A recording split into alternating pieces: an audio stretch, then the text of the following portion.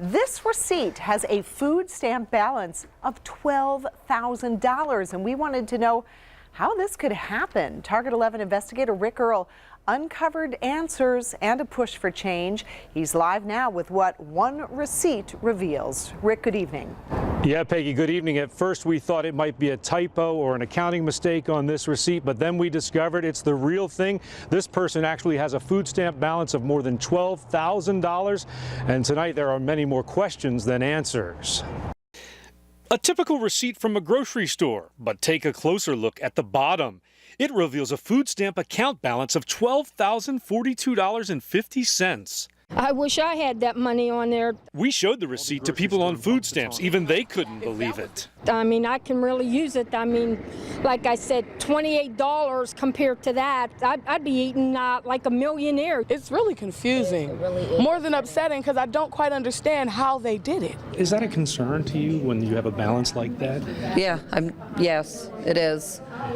And I don't understand why that is. We took the receipt to the head of the Department of Public Welfare, who asked us for a copy. And this is something that we could get. We should show the feds. Under federal law, DPW says they can't shut down an account unless it's been inactive for 12 months. And they say while high balances are unusual, they are not illegal. They've seen cases where a person is suffering from a mental illness and doesn't use the benefits or grows their own food and stockpiles the benefits.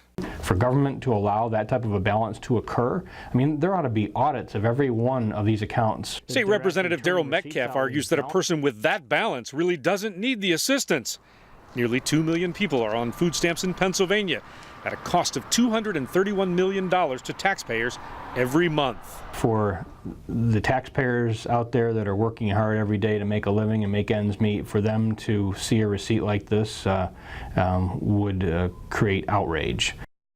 Now, DPW refused to release specific information about that $12,000 food stamp account, so we don't know why it was so high. Now, there is legislation pending in Congress to deal with all of this. It would allow states to shut down a food stamp account after 3 months of inactivity instead of that 12-month current waiting period right now. Of course, if DPW has anything more to say about this, we will let you know. That is the very latest reporting live downtown. Rick Earl, Channel 11 News. As we mentioned, a viewer found that receipt and emailed it to us. So if you find something that's worth investigating, email target11@WPXI.com. We're also on Facebook and Twitter.